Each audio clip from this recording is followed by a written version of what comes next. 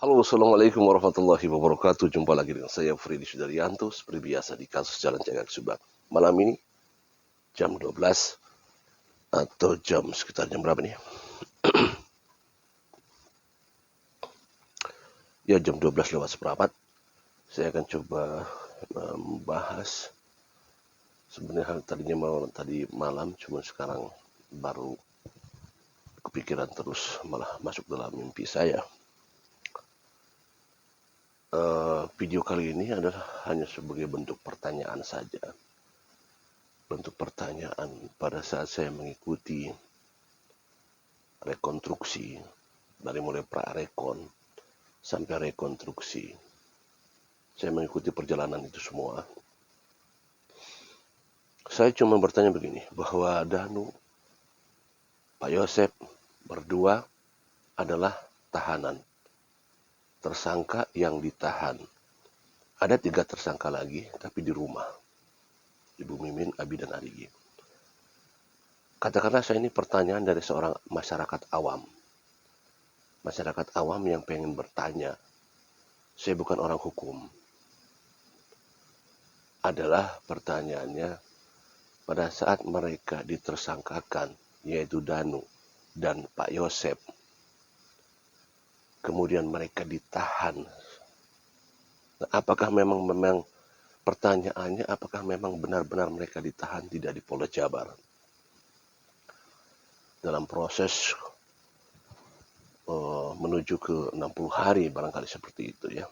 Di Polda Jabar, apakah mereka berdua benar-benar ditahan di sana?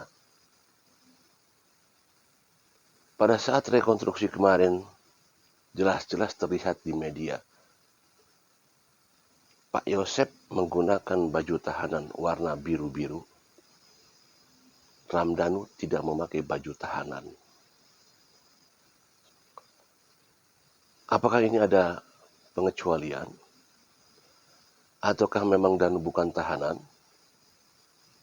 Ataukah ada pasal-pasal hukum yang membuat salah satunya tidak memakai baju tahanan? Kan saya bukan orang hukum, makanya saya bertanya di sini.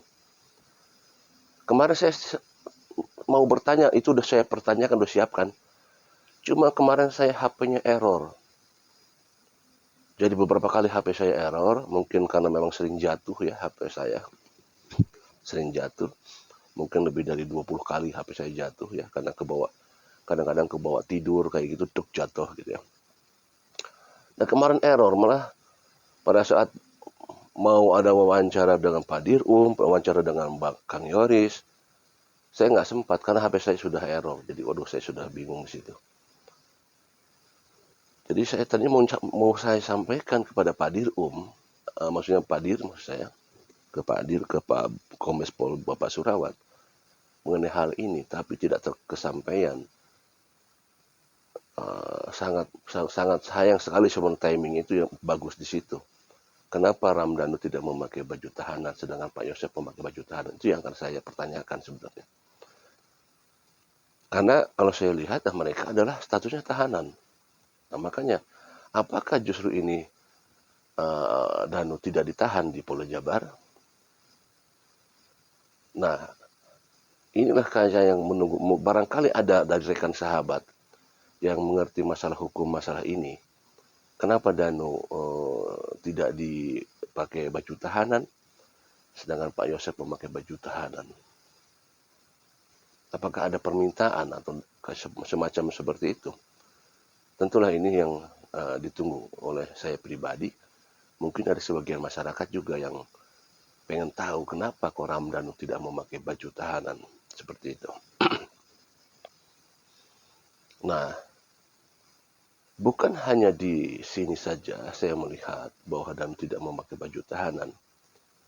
Ada satu waktu pada saat saya di Polda Jabar, saya waktu itu menunggu di Polda Jabar, menunggu mencari info tentang seperti biasa ya, ada saksi yang di BAP.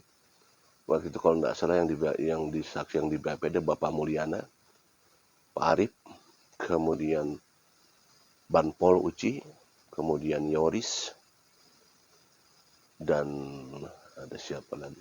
Itulah ya. Nah, saya standby di Polda Jabar sendiri waktu itu.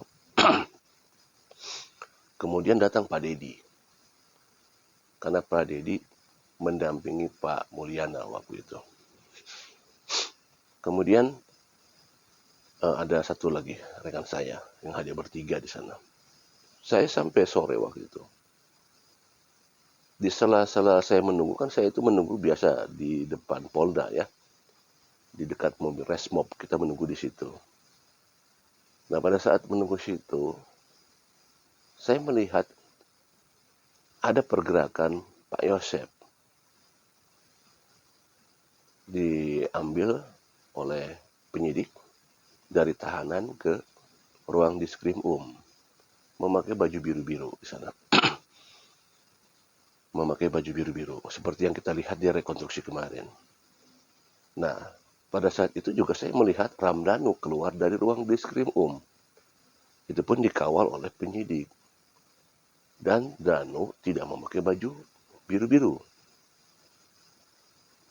Malah sempat berlari-lari Danu karena seperti takut dikejar sama saya gitu. Dan itu disaksikan juga oleh Pak Dedi, karena waktu itu pernah lihat Pak Dedi sempat nangis ya.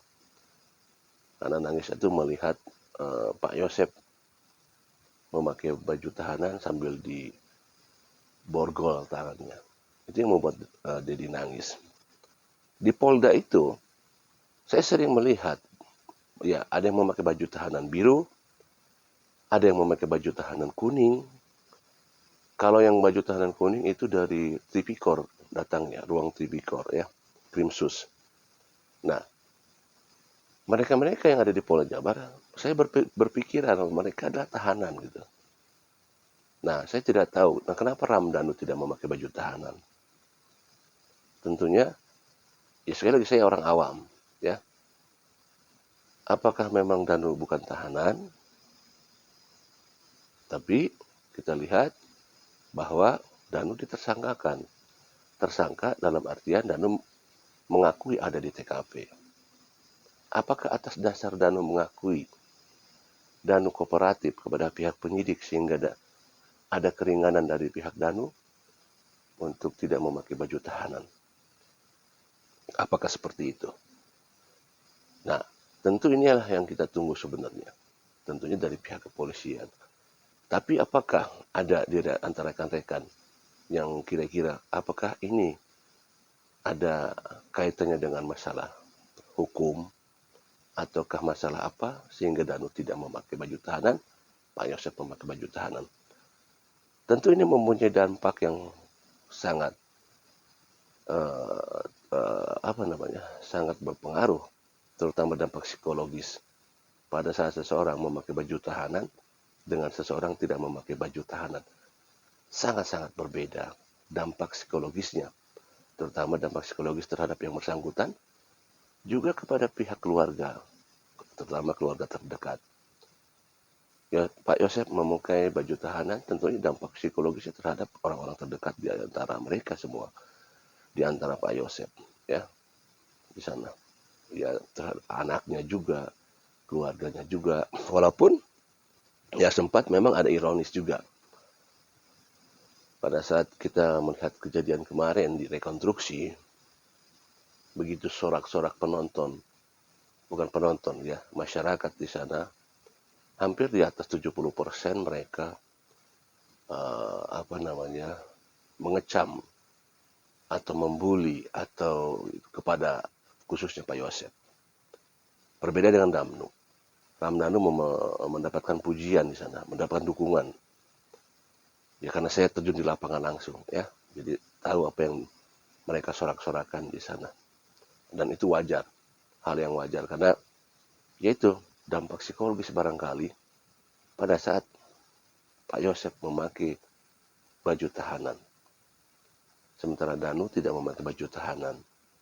Akan berbeda lain pada saat Danu memakai baju tahanan.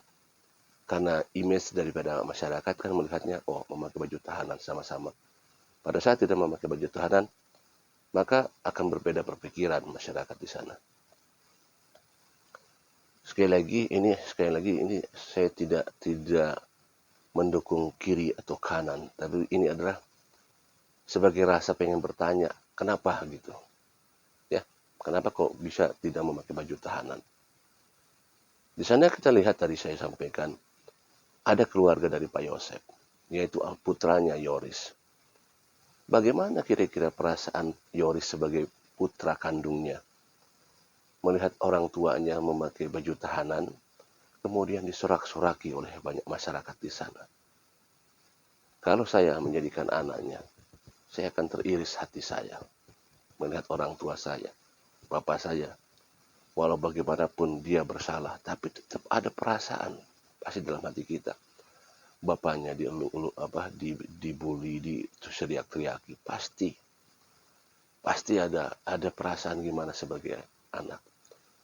Saya tidak tahu apakah Yoris punya perasaan untuk seorang bapak kandungnya pada saat diteriaki oleh penonton. Tapi kalau saya lihat, Yoris malah melambai-lambaikan tangan ke arah penonton yang berdampingan dengan Yeti waktu itu di bawah pohon.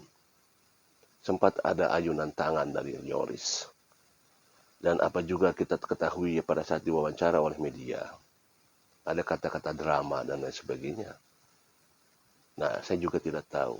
Justru yang tadi saya pikirkan bahwa dampak psikologis terutama buat keluarganya melihat bapaknya memakai baju tahanan seperti itu. Baiklah, itulah materi malam ini. Hanya saya mengeluarkan unek-unek saja. Pengen tahu, barangkali ada rekan sahabat yang mengerti kenapa Ramdhanu tidak memakai baju tahanan, sedangkan Pak Yosef memakai baju tahanan. Terima kasih. Assalamualaikum warahmatullahi wabarakatuh. Selamat pagi.